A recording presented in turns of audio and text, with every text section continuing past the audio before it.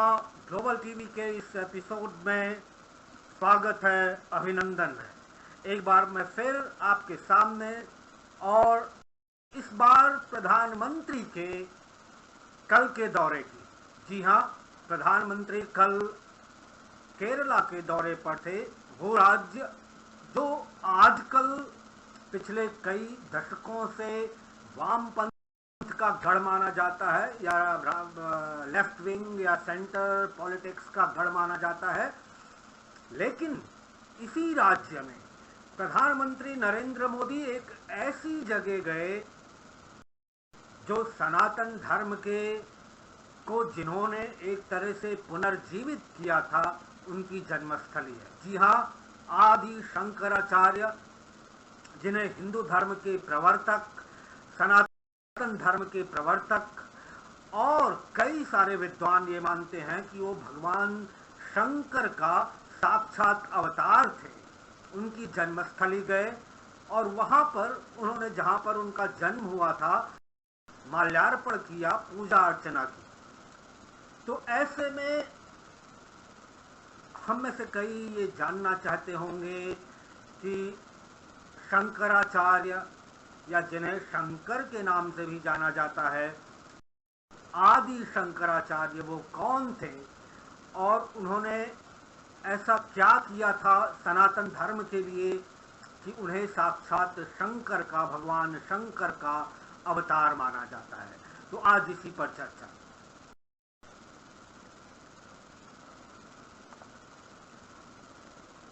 सबसे बड़ी चीज ये है कि जो भारतीय दर्शन है वो द्वैत और अद्वैत के सिद्धांतों पर टिका हुआ है। तो अद्वैत दर्शन के महान आचार्य ये आदि शंकराचार्य को माना जाता है, और ऐसा माना जाता है कि इनका जन्म, या इनको जन्म भी नहीं कहते हैं इन्होंने अवतार लिया था। इनका प्रादुर्भाव 780 ईस्वी में हुआ था। केरल प्रदेश में अलवाई नदी के तट पर बसे कालाड़ी नाम के गांव में एक महान शिव भक्त परिवार रहता था, और उन्हीं की जो अर्धांगिनी थी विशिष्टा, उन्होंने वैशाख शुक्ल पंचमी को आदि शंकराचार्य को जन्म दिया। शंकर की कृपा मानी गई, इसलिए बालक का नाम पड़ा शंकर। 8वें वर्ष में शंकर ने संन्यास ले लिया, ऐसा माना जाता है। गुरु की खोज में ओंकारेश्वर पहुंचे, जहां इन्हें गोविंदाचार्य मिले। 3 वर्ष अध्ययन करके 12 वर्ष की आयु में ये काशी पहुंचे। मणिकर्णिका के घाट पर बाल आचार्य ने वृद्ध शिष्यों को मौन व्याख्यान दिया, अर्थात बगैर बोले हुए उन्होंने, बिना शब्दों का प्रयोग किए हुए उन्होंने उनको उपदेश दिया। काशी में गंगा स्नान कर रहे थे तो लौटते समय एक चांडाल उन्हें मिला, जिसको शंकर ने कहा, मार्ग से हट जाओ। तब चांडाल ने इन्हें अद्वैत का वास्तविक ज्ञान दिया, और काशी में चांडाल रूपधारी शंकर, ये माना जाता है कि भगवान शंकर वो चांडाल का रूप धारण करके स्वयं आए थे। पूर्ण शिक्षा प्राप्त कर शंकर ने 14 वर्ष की उम्र में ब्रह्मसूत्र, गीता, उपनिषद पर भाष्य लिखे। 16 वर्ष की उम्र में इनकी वेद व्यास से भेंट हुई। कैसे, वो देखते हैं। प्रयाग में इन्हें कुमारिल भट्ट मिले, जो अपने आप में स्वयं प्रकांड विद्वान थे। महिष्मती में इनका मंडन मिश्र से शास्त्रार्थ हुआ, जो जिन्हें वाचस्पति की संज्ञा मिली हुई थी, यानी जो वेद मर्मज्ञ थे। केदार धाम में 32 वर्ष की उम्र में ही इन्हें शिव सायुज्य, यानी इनका देहांत हो गया। भगवान शंकर के संबंध में, या आदि शंकराचार्य के संबंध में जो भी पाठ्य सामग्री अभी तक प्राप्त है, या उनके जीवन से संबंधित जो भी घटनाएं मिलती हैं, उनसे ज्ञात होता है कि वो एक अलौकिक क्षमता के व्यक्ति थे। उनके व्यक्तित्व में प्रकांड पांडित्य था, गंभीर विचार शैली और गूढ़ वाणी थी, अगाध भगवत भक्ति का उनको दुर्लभ समावेश उनके अंदर दिखाई देता था। ऐसा लगता था उनकी वाणी में मानो सरस्वती का वास था। 32 वर्ष की अल्पायु में उन्होंने अनेक बृहद ग्रंथों की रचना की, पूरा भारत भ्रमण किया, अपने विरोधियों को शास्त्रार्थ में पराजित किया, भारत के चारों कोनों में 4 मठ स्थापित किए तथा डूबते हुए सनातन धर्म की रक्षा की, उसको पुनर्जीवित किया। धर्म संस्थापना के उनके इस कार्य को देखकर यह विश्वास दृढ़ हो उठता है कि वे साक्षात शंकर के अवतार थे। इसीलिए कहा जाता है शंकरो शंकर साक्षात, यानी आदि शंकराचार्य स्वयं भगवान शंकर थे, शंकर का अवतार थे। उनके ही समय में भारत में वेदांत दर्शन अद्वैतवाद का सर्वाधिक प्रचार हुआ। उन्हें अद्वैतवाद का प्रवर्तक माना जाता है। ब्रह्म सूत्र पर जितने भी भाष्य मिलते हैं उनमें सबसे प्राचीन शंकर भाष्य ही है। उनके जन्म तिथि के बारे में मतभेद हो सकता है, लेकिन अधिकांश विद्वान मानते हैं कि वे 788 ईस्वी में आविर्भूत हुए और 32 वर्ष की आयु में तिरोहित हुए। उनका जन्म, जैसा मैंने बताया, केरल प्रदेश के पूर्णा नदी के तटवर्ती कलादी नामक ग्राम में वैशाख शुक्ल 5 को हुआ था। उनके पिता का नाम शिवगुरु और माता का नाम सुभद्रा या विशिष्टा था। उनके बचपन से ही मालूम होने लगा था कि ऐसे लगता था वो किसी महान विभूति का अवतार हैं। 5वें वर्ष में यज्ञोपवीत कराकर इन्हें गुरु के घर पढ़ने के लिए भेजा गया और 7 वर्ष की आयु में ही वेद, वेदांत और वेदांगों का पूर्ण अध्ययन कर वापस आ गए। वेदाध्ययन के उपरांत अपने संन्यास ग्रहण करना चाहा, किंतु माता ने उन्हें आज्ञा नहीं दी। एक दिन वे माँ के साथ नदी पर स्नान करने गए। वहां मगर ने उन्हें पकड़ लिया। माँ हाहाकार मचाने लगी। शंकर ने माँ से कहा, तुम यदि मुझे संन्यास लेने की अनुमति दो तो मगर मुझे छोड़ देगा। माँ ने आज्ञा दे दी। जाते समय माँ से कहने लगे, तुम्हारी मृत्यु के समय मैं घर पर उपस्थित रहूंगा। घर से चलकर आप नर्मदा तट पर आए। वहां गोविंद भगवत पाद से दीक्षा ग्रहण की। उन्होंने गुरु द्वारा बताए गए मार्ग से साधना शुरू कर दी और अल्पकाल में ही योग सिद्ध महात्मा हो गए। गुरु की आज्ञा से वे काशी आए। यहाँ उनके अनेक शिष्य बन गए। उनके पहले शिष्य बने सनंदन, जो कालांतर में पद्म पादाचार्य के नाम से प्रसिद्ध हुए। वे शिष्यों को पढ़ाने के साथ साथ ग्रंथ भी लिखते जाते थे। कहते हैं कि एक दिन भगवान विश्वनाथ ने चांडाल के रूप में उन्हें दिव्य दर्शन दिया और ब्रह्म सूत्र पर भाष्य लिखने और धर्म का प्रचार करने का आदेश दिया। जब भाष्य लिख चुके तो एक दिन ब्राह्मण ने गंगा तट पर उनसे एक सूत्र का अर्थ पूछा।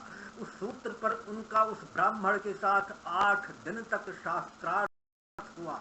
बाद में मालूम हुआ कि वो ब्राह्मण कोई और नहीं था बल्कि स्वयं भगवान वेद व्यास थे।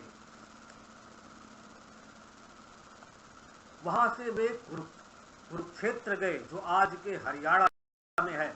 वे उसके बाद बद्रिकाश्रम पहुंचे। उन्होंने अपने सभी ग्रंथ प्रायः काशी या बद्रिकाश्रम में लिखे। वहां से वे प्रयाग गए और वहां पर उनकी भेंट महान विद्वान प्रकांड पंडित कुमारिल भट्ट से हुई। कुमारिल भट्ट के कथन अनुसार वे महिष्मती नगर में मंडन मिश्र के पास शास्त्रार्थ के लिए आए। उस शास्त्रार्थ में मध्यस्थ थी मंडन मिश्र की विदुषी पत्नी भारती। इसमें मंडन मिश्र की पराजय हुई और उन्होंने शंकराचार्य का शिष्यत्व ग्रहण किया। इस प्रकार भारत भ्रमण के साथ विद्वानों को शास्त्रार्थ में पराजित कर वे बद्रिकाश्रम लौट आए और वहां ज्योतिर्मठ की स्थापना की और टोटकाचार्य को उसका मठाधीश बनाया। अंततः वे केदार क्षेत्र में आए और वहीं इनके जीवन का सूर्यास्त हुआ। उनके द्वारा लिखे गए ग्रंथों की संख्या 262 बताई जाती है, लेकिन ये कहना कठिन है ये सारे ग्रंथ उन्हीं के लिखे हैं। उनके प्रधान ग्रंथ इस प्रकार हैं: ब्रह्मसूत्र भाष्य, उपनिषद भाष्य, गीता भाष्य, विष्णु सहस्रनाम भाष्य, सनत सुजातीय भाष्य, हस्तमालक भाष्य आदि।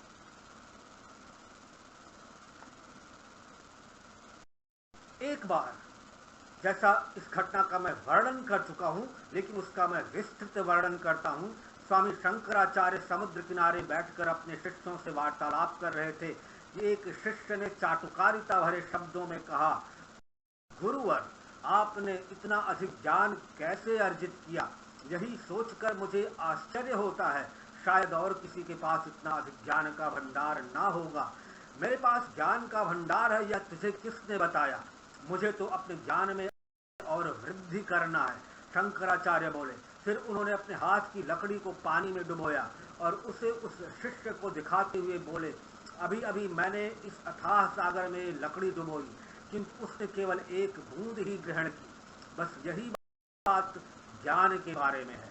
ज्ञानागार कभी भरता नहीं, उसे कुछ ना कुछ ग्रहण करना होता है।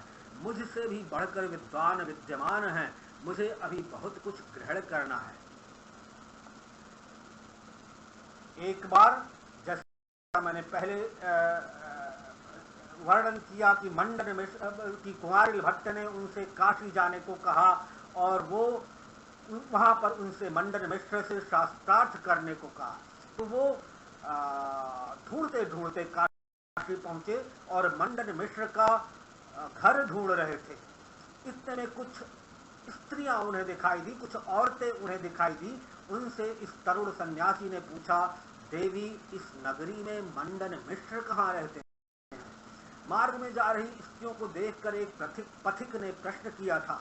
पथिक हुआ है, काषाय वेशधारी सन्यासी है, ब्रह्मचर्य का तेज उसके भव्य मुखमंडल पर दीप्त हो रहा है, आंखों में आत्म तेज का प्रकाश है।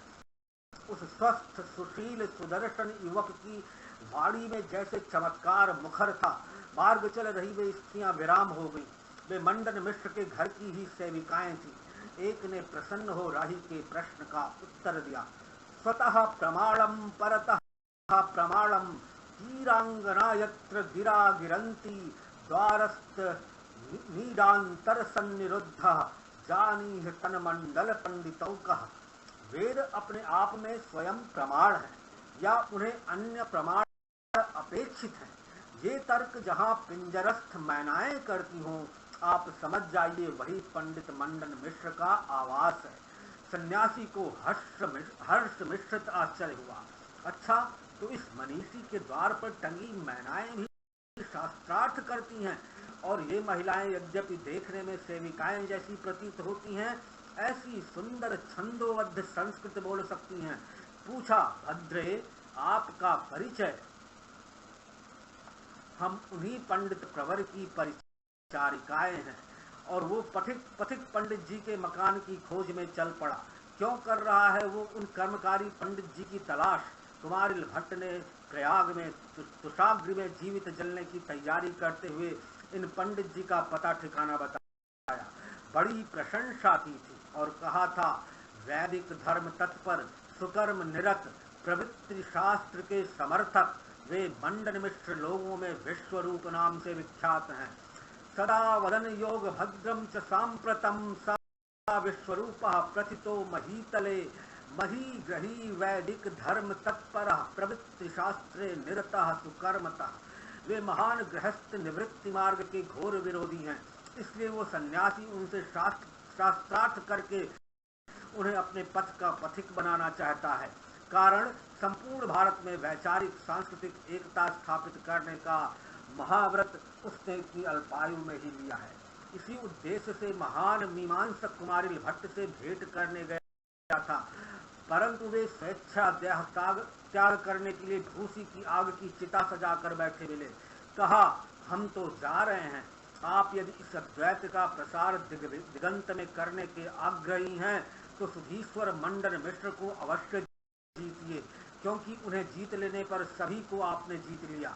ये माना जाएगा, अयम च पंथा यदि ते प्रकाश्य सुधीश्वरो मंडन मिश्र नामा, दिगंत विश्रांत यथो विजेयो, यस्मिन् जिते सर्वमिदं जितम स्यात्। किंतु वे पंडित महाराज निवृत्ति मार्ग को तनिक भी सम्मान या समर्थन नहीं देते, इसलिए आप पहले उन्हें अपना अनुवर्ती वशवर्ती बनाइए, तभी आप सफल मनोरथ हो सकेंगे। अन्यथा वह आपके विरोध में लगे रहेंगे और अद्वैत मत के प्रसार में बाधा आएगी। आप शीघ्र ही उनसे जाकर मिली। निवृत्त शास्त्रे ना कृता दरः स्वयं तेनाप्युपायेन वशं न नीयताम वशं गते तत्र भवेन् मनोरथ स्वस्तिकंतम गच्छत मा चिरम भवान। और फिर उन पंडित जी को घेरने की एक युक्ति भी संकेत में उन्हें बता दी। कहा, जब मंडन मिश्र से आपका शास्त्रार्थ हो तो उसका निर्णायक बनाइए। उनकी विदुषी भार्या भारती को, पंडित जी की उसी प्रियतमा प्रेयसी को आप साक्षी बनाइए। मध्यस्थ सर्वासम शस्त्र सरणीषु सा विश्वरूपो मत्तो अधिका प्रियतमश्च मदाश्रयेषु तत्प्रेयसीं राम धनेन्द्र विचार विधाय साध्ये वादे विजित तमिमं कुसुमं विदेही। तभी उस सन्यासी ने कुमारिल भट्ट को तारक मंत्र का उपदेश दिया और वो मीमांसक तुषाग्र की चिता में देह त्याग करने के लिए जा बैठा। सन्यासी ने मंडन मिश्र की खोज में महिष्मती नगर का पथ पकड़ा। ये मंडन मिश्र कुमारिल भट्ट के शिष्य थे। महिष्मती पहुंचकर फिर वही घटनाएं होती हैं। तो जब वो मंडन मिश्र के घर पहुंचते हैं तो देखते हैं श्राद्ध कर्म संपन्न हो रहा है। ऐसे में सन्यासी के घर में प्रवेश प्रवर्जित है। अतः पिछवाड़े से वो मकान में प्रविष्ट हुए और आंगन में जहां मंडन मिश्र खड़े थे जा पहुंचे। पंडित जी कुपित हुए। उनकी प्रत्यक्ष अवमानना करते हुए पूछा, कुतो मुंडी, अरे वो मुंडित मस्तक यहाँ कैसे घुस आए? देखते नहीं श्राद्ध हो रहा है। और बस उन्हीं दोनों में तर्क वितर्क शास्त्रार्थ प्रारंभ हो गया। शर्त रखी गई, कौन जीता कौन हारा। पंडित जी को उसमें क्या आपत्ति हो सकती थी? भारती आखिर प्राणोपम प्रेयसी थी, प्राणयिनी थी। उन दोनों में पूर्व प्रणय भाव प्रतिष्ठित रहने से ही विवाह बंधन में बंधे थे और सदगृहस्थ के रूप में प्रख्यात थे। प्रणय भी इसलिए हो सका था कि वे पंडित विष्णुमित्र की बेटी सर्वशास्त्र गाता परम विदुषी के नाते चतुर्दिक प्रशंसित थी और मंडन मिश्र भी अच्छे शास्त्रार्थ तथा तर्क शास्त्री थे। दोनों बिहार में जन्मे। मंडन मिश्र के माता पिता मिश्र राजगृह में रहते थे। भारती का राजगृह के समीप सोन नदी तटवर्ती एक ग्राम में वास था। दोनों में परस्पर प्रणय पाश में आबद्ध हुए तो घर वालों ने खुशी खुशी उनका विवाह संपन्न कर दिया। भारती जैसे सरस्वती का प्रतिरूप हूँ, वह मंडन मिश्र की प्रेरणा पथ का स्फुरण बनी रही। दोनों एक ही पथ के पथिक, एक ही कर्म विचार में निष्ठावान। ना कभी कलह ना क्लेश, एक रस सुखी जीवन बीत रहा था। ऐसे में वो सन्यासी बीच में आ गया। भारती सोच रही थी, प्रभु की इच्छा से शायद कुछ होने वाला है, तभी तो यत ने मुझे निर्णायिका बना दिया। ये कठिन कर्तव्य मैं पूरी सच्चाई से निभा सकूं, हे भगवान ये शक्ति मुझे प्रदान करो। मंडन मिश्र प्रौढ़ वही है, सन्यासी अभी उनके सामने बाल तुल्य है। फिर भी शास्त्रार्थ जब पूर्ण हो गया तो भारती ने निर्णय उस सन्यासी के पक्ष में दिया। पति को पराजित घोषित करने में उससे किंचित भी हिंसक अनुभव नहीं हुई। श्रोतागण चकित स्तंभित कि भारती ने पति का तनिक भी पक्ष नहीं लिया। पूर्ण निष्पक्षता आचरित की उसने। वो जानती थी शास्त्रार्थ की निर्धारित शर्त के अनुसार पति को हार जाने पर सन्यासी जीवन ही जीना बिताना होगा, घर गृहस्थी त्याग देनी होगी। तभी भारती ने टोका, यतिवर आपने पति को तो जीत लिया, परंतु ये विजय अपूर्ण है अभी, क्योंकि मैं उनकी अर्धांगिनी अभी अपराजिता ही हूँ। मुझे भी जीत सको तो ये विजय पूर्णता प्राप्त कर सकेगी। सन्यासी संकट में पड़ गया। सन्यासी व्रत लेकर स्त्री से कैसे उलझे? परंतु भारती मानी नहीं। भारती ने गृहस्थ जीवन के कुछ ऐसे रहस्यात्मक निगूढ़ प्रश्न किए जिससे वो बाल ब्रह्मचारी नितांत अनभिज्ञ था। अतः उसने भारती से समय मांगा और अमरुत नाम के एक मृत नरेश की देह में प्रवेश कर राजमहलों के गृहस्थाश्रम के अनुभव प्राप्त किए। तब तक अपनी देह एक नीरव गुहा में डाल रखी। जानकारी लेकर राजा अमुरक के शरीर से उस सन्यासी की जीवात्मा पुनः अपनी देह में प्रतिष्ठित हुई और महिष्मती आकर भारती के प्रश्नों का उत्तर देकर उसे भी पराजित किया। भारती ने हार मान ली।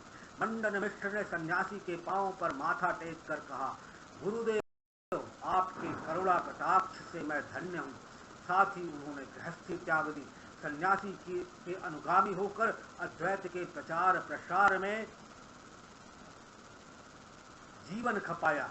वे विजेता सन्यासी थे आदि शंकराचार्य। विद्यारण्य स्वामी कृत शंकर दिग्विजय के अनुसार सन्यासी जीवन में मंडन मिश्र का नाम सुरेश्वराचार्य प्रसिद्ध हुआ। इन्होंने एक वार्तिक लिखा जिसमें 12 सहस्र श्लोक हैं। ये वार्तिक शंकराचार्य के बृहदारण्यक भाष्य पर हैं। अन्य ग्रंथ का नाम नैष्कर्म्य सिद्धि, जो गृहस्थ जीवन में प्रवृत्ति मार्ग के समर्थन में लिखे गए। इनके अपने पूर्व ग्रंथ ब्रह्म सिद्धि के नितांत विपरीत मत का है और जो सिद्ध करता है कि सन्यासी होकर इन्होंने अपने सभी पूर्वाग्रह तथा मतवाद तिनके की भांति त्याग दिए। आदि गुरु शंकराचार्य भारतीय दर्शन के सबसे प्रमुख स्तंभों में माने जाते हैं। उन्हें हिंदू धर्म को पुनः स्थापित, पुनर्जीवित, प्रतिष्ठित करने का श्रेय दिया जाता है। उन्होंने न केवल हिंदू अर्थात सनातन धर्म के दार्शनिक आधार को सुदृढ़ किया, बल्कि जनमानस में प्रचलित मूर्ति पूजा का औचित्य भी साबित करने का प्रयास किया। शंकराचार्य असाधारण प्रतिभा के धनी थे। उन्होंने केवल 7 साल की उम्र में वेदों के अध्ययन मनन में पारंगतता हासिल कर ली थी। उनका जन्म विक्रत संवत 788 में श्रृंगवेरी में हुआ। ये जगह तुंगभद्रा नदी के किनारे है। केवल 3 साल की उम्र में उनके पिता शिव गुरु का निधन हो गया। इसके बाद माता आर्यांबा सुभद्रा या विशिष्टा ने उनका लालन पोषण किया। जन्म के बाद उनके परिवार की हालत ठीक नहीं थी, इसलिए उनका बचपन विपरीत परिस्थितियों में बीता। शंकराचार्य यज्ञोपवीत के बाद गुरु घर में पढ़ने चले गए। इसी समय धर्म के प्रति उनकी दिलचस्पी जगी। वे छोटी सी उम्र में संन्यास लेना चाहते थे, किंतु माता ने अनुमति नहीं दी। इसके आगे की घटना मैंने आपको बताई है। किस तरह मुलाकात करते करते और सब जगह भ्रमण करते करते उन्होंने राष्ट्रीय एकता सद्भाव के लिए देश के 4 कोनों में 4 धाम तथा 12 ज्योतिर्लिंगों की स्थापना की। उन्होंने 4 पीठ की भी स्थापना की।